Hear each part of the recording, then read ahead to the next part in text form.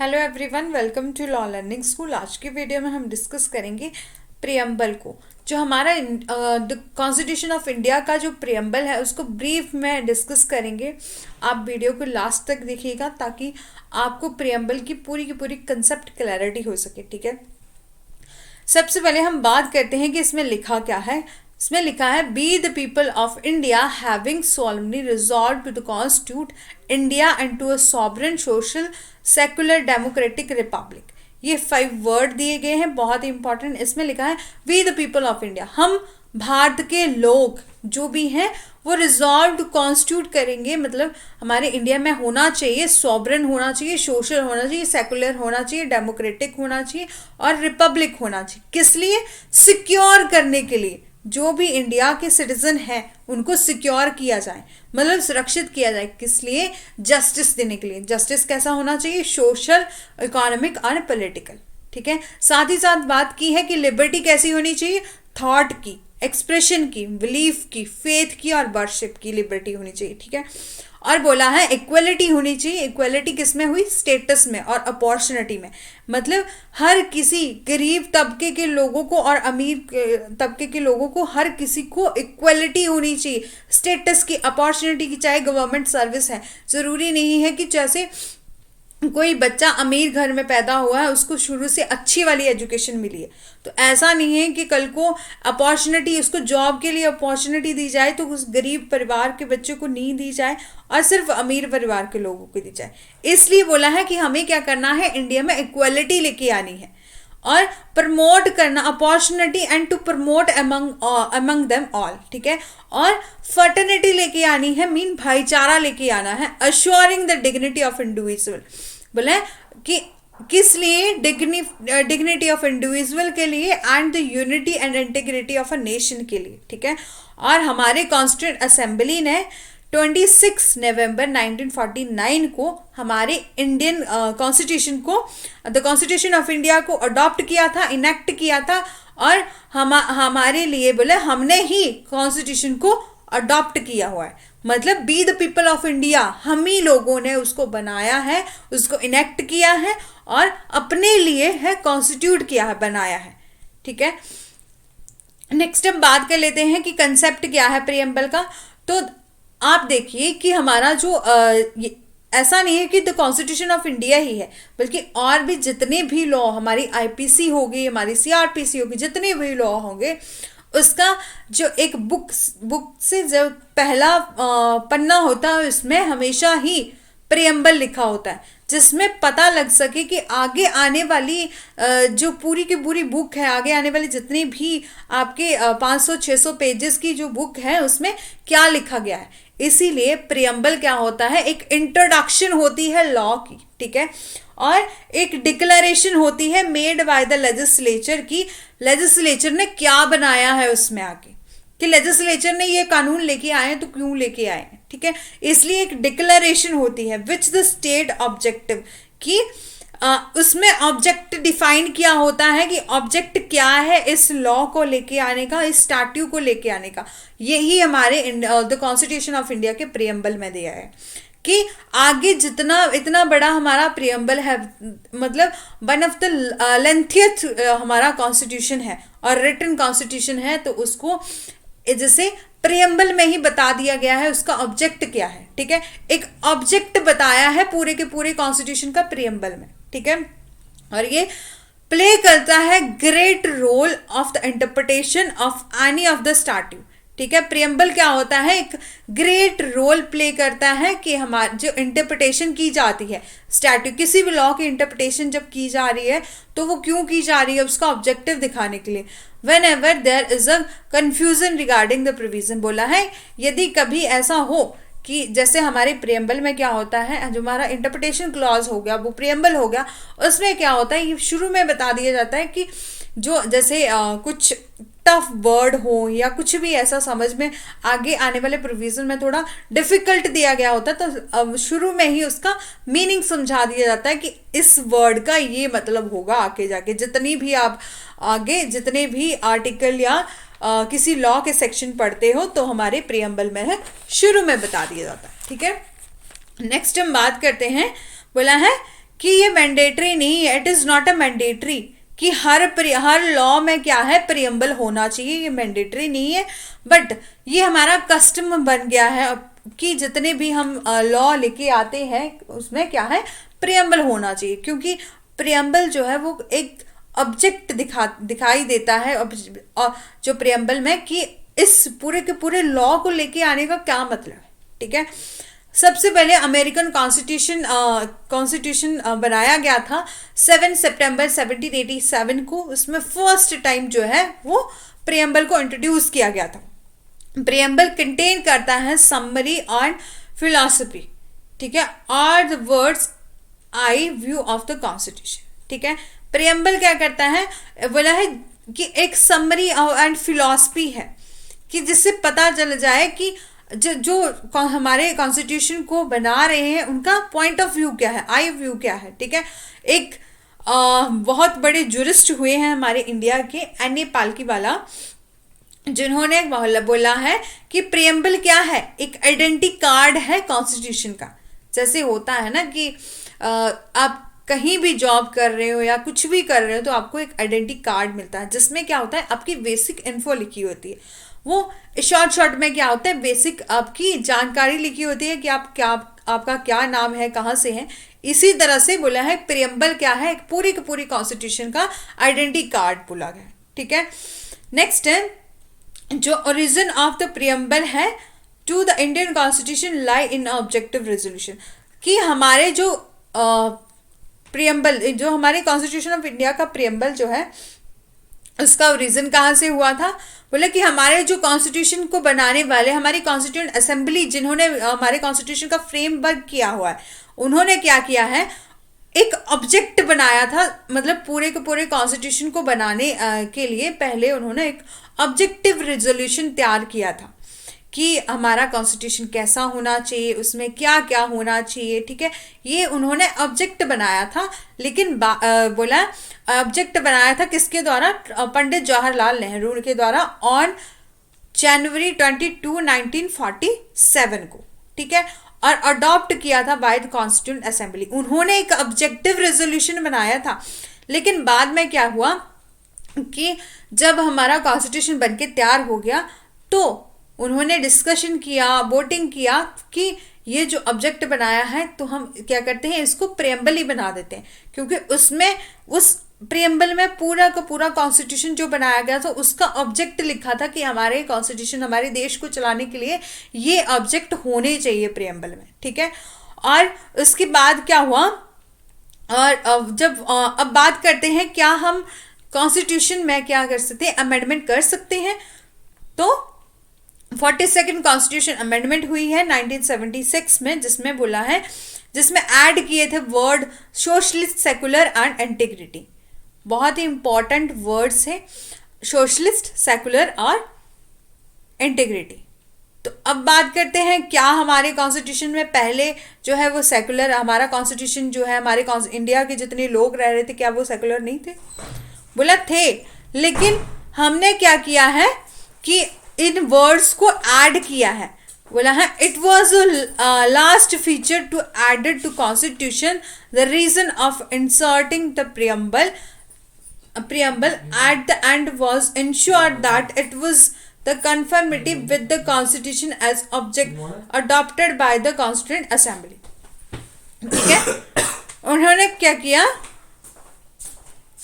It was the last feature, ये last feature है जिसमें कॉन्स्टिट्यूशन में ऐड किया गया। रीजन क्या था, inserting the preamble at the end was ensure करना it was in the conformity with the constitution as adopted by the constituent assembly. अब हम बात कर लेते हैं सिग्निफिकेंस क्या है। तो हमारा जो प्रियम्बल है उसके 4 इंग्रेडिएंट है। पहला तो बोला है ये डिक्लेयर करता है सुपरमेसी ऑफ पीपल को, कि सारा की सारी जो प्रोविजन बनाए गए हैं वो किस लिए बनाए गए हैं, जिसमें क्या है, जनता सुप्रीम है। ठीक है, मीन हमारा जो कॉन्स्टिट्यूशन है हमें उनमें पावर दी गई है कि हम जो है जनता, हम भारत के लोग जो है वो सुप्रीम है। ठीक है, and the people of the India who give the legitimacy authority to the constitution of India. हम क्या करते हैं, सिटीजन ऑफ इंडिया क्या है, वो अथॉरिटी देते हैं, लेजिटिमेसी देते, वो अथॉरिटी देते हैं हमारे कॉन्स्टिट्यूशन को बनाने के लिए, ठीक है।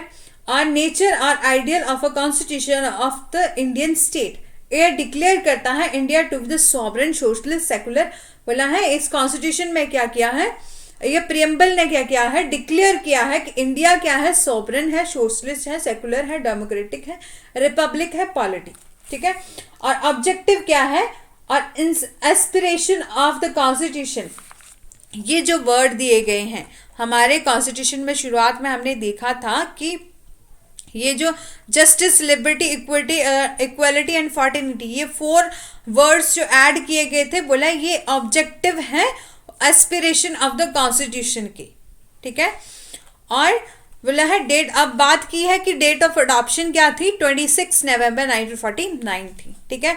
नेक्स्ट बात करते हैं क्या प्रियम्बल पार्ट है कॉन्स्टिट्यूशन का कि नहीं है। तो हमारा सबसे पहले केस आया था वेरी यूनियन केस 1960 का, जिसमें सुप्रीम कोर्ट ने हेल्ड किया था preamble is not a part of a constitution, की प्रियम्बल क्या है, पार्ट नहीं है कॉन्स्टिट्यूशन का, ठीक है। जिसमें supreme court recognize the significance of the preamble and held that preamble show करता है एक general purpose behind the several provision of the constitution. इसमें कोर्ट ने बोला कि प्रियम्बल क्या है, इस केस में बोला प्रियम्बल एक पार्ट नहीं है कॉन्स्टिट्यूशन का, बट प्रियम्बल क्या करता है, शो करता है जर्नल पर्पस का। पर्पस क्या है, several provision of the constitution, mean हमारे कॉन्स्टिट्यूशन को जो बनाया गया है उसका जर्नल पर्पस क्या है, ये प्रियम्बल में लिखा गया है, ऐसा हमारे सुप्रीम कोर्ट ने वेरी यूनियन केस में बोला था। फिर क्या हुआ, ये बोला कि ये क्या है, इसी केस में ये बोला कि ये क्या है key to the mind of maker है, मतलब प्रियम्बल क्या है, एक की है, मतलब जैसे होता है ना कि ताले को खोलने के लिए चाबी की जरूरत पड़ती है, जैसे ही प्रियम्बल, कॉन्स्टिट्यूशन को पढ़ने से पहले हमें प्रियम्बल को पढ़ना पड़ेगा, तब हमें ज्यादा कंसेप्ट क्लैरिटी आएगी, ठीक है।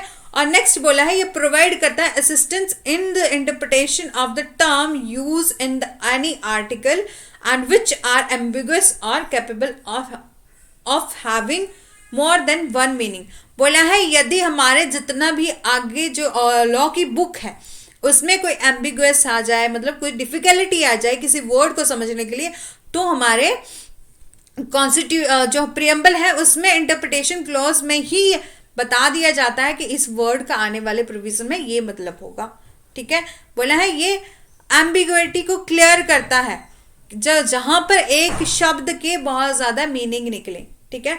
और इसी के मतलब इट वाज आल्सो क्लेरिफाई, इसमें आल्सो क्लियर किया कि preamble is neither a source of power of legislature, कि प्रियम्बल क्या है, source of power of legislature नहीं है, ना ही रिस्ट्रिक्ट करता है upon the power of legislature को, ठीक है। एंड और बोला it is not justifiable by the court of law. फिर उसके बाद क्या हुआ, हमारा बेरुवेरी यूनियन केस आया था 1960 में, उसके बाद 1973 में आया केशवानंद भारती केस। उसमें सुप्रीम कोर्ट ने जो रिजेक्ट कर दिया कि अर्लियर ओपिनियन, जो पहले उन्होंने ओपिनियन दिया था कि प्रियम्बल जो है वो कॉन्स्टिट्यूशन का पार्ट नहीं है, उसको रिजेक्ट कर दिया और बोला stressing the importance of the preamble, Supreme Court held that the Constitution should be read and interpret in the right of the grand and noble vision expressed in the preamble। बोला है the constitution क्या, should be read, जब भी constitution पढ़ा जाएगा तो interpretation in the right of the ground and noble vision of expression. तो constitution को पढ़ने के लिए बोला है सबसे पहले एक्सप्रेस हमें प्रियम्बल को पढ़ना पड़ेगा। द पोजीशन क्या है, पोजीशन वाज अपेक्स कोर्ट ने हेल्ड किया LIC of India versus consumer education and research centre 1995 का एक केस था, जिसमें बोला है कि प्रियम्बल क्या है, एक पार्ट ऑफ कॉन्स्टिट्यूशन है। जैसे हमारे बेरुवेरी यूनियन केस में प्रियम्बल को पार्ट नहीं माना गया, उसके अगले नेक्स्ट में जैसे केशवानंद भारती केस आया तो उसमें क्या किया, उस पहली वाली स्टेटमेंट को सुप्रीम कोर्ट ने रिजेक्ट कर दिया। फिर बोला कि like any other part of the constitution the preamble was also enacted bye the constituent assembly. बोला है कि हर, जैसे कि जो आगे आने वाले जितने भी पार्ट हैं हमारे कॉन्स्टिट्यूशन के वो कॉन्स्टिट्यूंट असेंबली ने इनेक्ट किए हैं, वैसे ही प्रियम्बल भी जो है वो कॉन्स्टिट्यूंट असेंबली ने ही इनेक्ट किया है। While putting the forward motion to vote and preamble, उसके बाद क्या हुआ कि जैसे मैंने पहले बताया आपको कि उन्होंने क्या किया था कि ऑब्जेक्टिव रेजोल्यूशन बनाया था। फिर क्या किया उन्होंने, motion to the vote on preamble, preamble पर क्या किया, वोटिंग की कि क्या, ये क्वेश्चन उठाया कि कॉन्स्टिट्यूंट असेंबली के जो प्रेसिडेंट थे उनके द्वारा क्वेश्चन उठाया गया कि क्या जो प्रियम्बल है वो पार्ट ऑफ कॉन्स्टिट्यूशन है या नहीं है। तब this motion was then adopted, hence further strengthening the assumption the preamble is an integral part of constitution। तो हमारी जो कॉन्स्टिट्यूंट असेंबली थी उन्होंने बोला, वोटिंग की, और उसके पश्चात क्या हुआ, उन्होंने बोला कि प्रियम्बल क्या है, हमारा इंटीग्रल पार्ट ऑफ कॉन्स्टिट्यूशन है। ठीक है, अब हम बात कर लेते हैं अमेंडेबिलिटी ऑफ द प्रियम्बल की। अब बात करते हैं आगे आने वाले केसेस में कि क्या हमारे कॉन्स्टिट्यूशन को अमेंड किया जा सकता है या नहीं। पहले तो बोला कि पार्ट है या नहीं, फिर बोला कि अब इसे अमेंड किया जा सकता है, नहीं तो नहीं। बोला है केशवानंद भारती का केस आया क्वेश्चन, जिसमें क्वेश्चन अराइज हुआ कि for the first time as a whether the preamble can be amend under article 368 of the constitution. इसमें फर्स्ट टाइम जो था वो क्वेश्चन उठाया गया था कि प्रियम्बल को अंडर आर्टिकल 368 में, जिसमें मैंने पहले की वीडियो डाली है जिसमें अमेंडेबिलिटी, मेजॉरिटी ऑफ अमेंडेबिलिटी की बात की गई है कि हाँ हम 360 आर्टिकल में अमेंड कर सकते हैं प्रियम्बल को। तो कोर्ट ने हेल्ड किया कि preamble can be amended but basic element of a fundamental feature of the constitution as contained in the preamble cannot be altered by the amendment under article 368, जिसमें court ने held किया कि preamble को amend किया जा सकता है, but जो हमारे बेसिक एलिमेंट हैं और फंडामेंटल फीचर है, जो कि बेसिक स्ट्रक्चर बोला जाता है, जैसे बेसिक एलिमेंट हो गए, जैसे कि हमारे जो वर्ड हैं सोवरेन, सोशलिस्ट और जस्टिस, इक्वलिटी, फर्टर्निटी, बोले ये वर्ड जो इंपॉर्टेंट वर्ड्स हैं उनको जो है वो अमेंड नहीं किया जा सकता। बोले contain in a preamble can not be alter, ना ही ऑल्टर किया जा सकता है बाय अमेंडमेंट और अंडर आर्टिकल 368। ठीक है, since the preamble has been amended only once in the 1976, उसके बाद क्या हुआ, प्रियम्बल को अमेंड किया गया 1976 में, जिसमें 48 कॉन्स्टिट्यूशन अमेंडमेंट हुई 1976 में, जिसमें 3 वर्ड ऐड किए गए, सोशलिस्ट, सेकुलर एंड इंटीग्रिटी। ठीक है, were added by the preamble this amendment of a.